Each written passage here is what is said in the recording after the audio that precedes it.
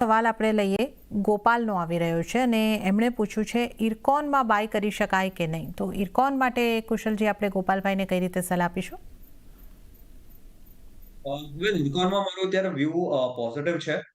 જે રીતે અત્યારે આખું સેક્ટર રેલવે સેક્ટર પણ તમે જુઓ તો it's trying to bottom out.